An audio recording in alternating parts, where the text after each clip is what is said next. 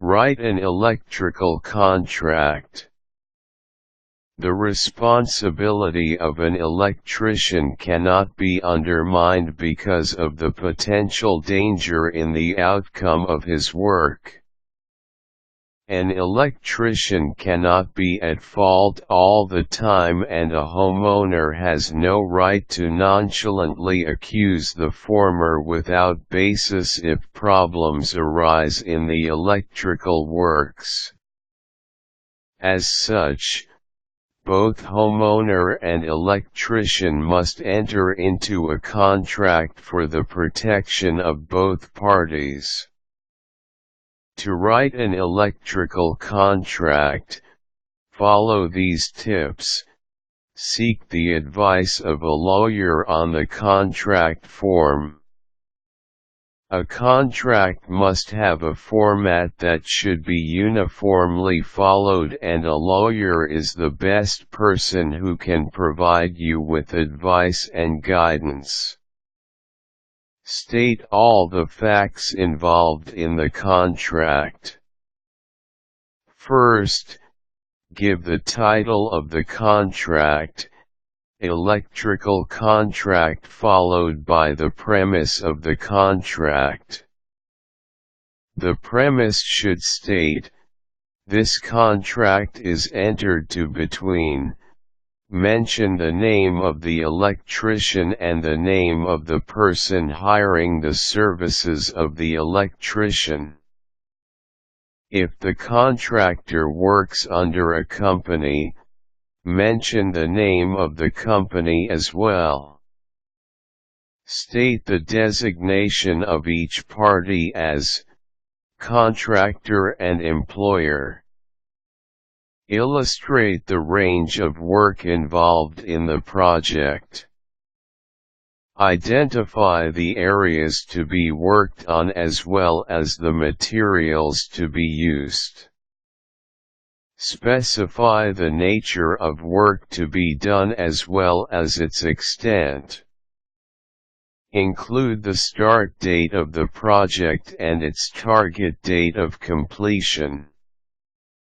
Also, do not fail to mention the kind of tools and equipment to be used and how the contractor intends to use or mount the machines in the building. Be explicit with the purchases of materials. Indicate in the contract as to which of the contracting parties will shoulder the purchases of certain materials. Ordinarily, the contractor does the installation and repairs only, but it is the employer who provides the materials such as fuse box, circuit breakers, electrical wires, lights, and so on. Nonetheless, you should still indicate said purchases for the contract to be clear and faultless, so that when a misunderstanding arises regarding the purchases, the contract will settle the differences. Describe the exact place of the project. State the complete address and the owner of the house or building. Electrical contracts are covered by federal rules, hence a blueprint of the vicinity map will be required. Mention in the agreement that a blueprint is included as an appendage to the contract. Include agreed terms of payments and schedule of project completion.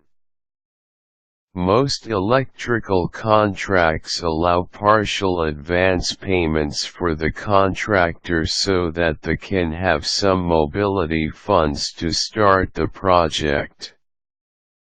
Attach liability provisions. State the obligations of each party should certain areas in the terms and conditions of the contract are not followed. Denote that all the materials installed are of good condition. This should be attested to by both contracting parties to exempt the contractor from any liability should any of the installed items break down from normal use. Allot spaces for signatures. The signatures should be affixed above the printed names of the contracting parties. Identification numbers, tax identification numbers and other relevant identification methods should be indicated. After both the contractor and the employer sign the contract, the said document may be brought to a lawyer for attestation. The contract is binding even without a lawyer's signature, but for the peace of mind and security of the contractor and employer, affixing a lawyer's certification will strengthen the validity of the agreement.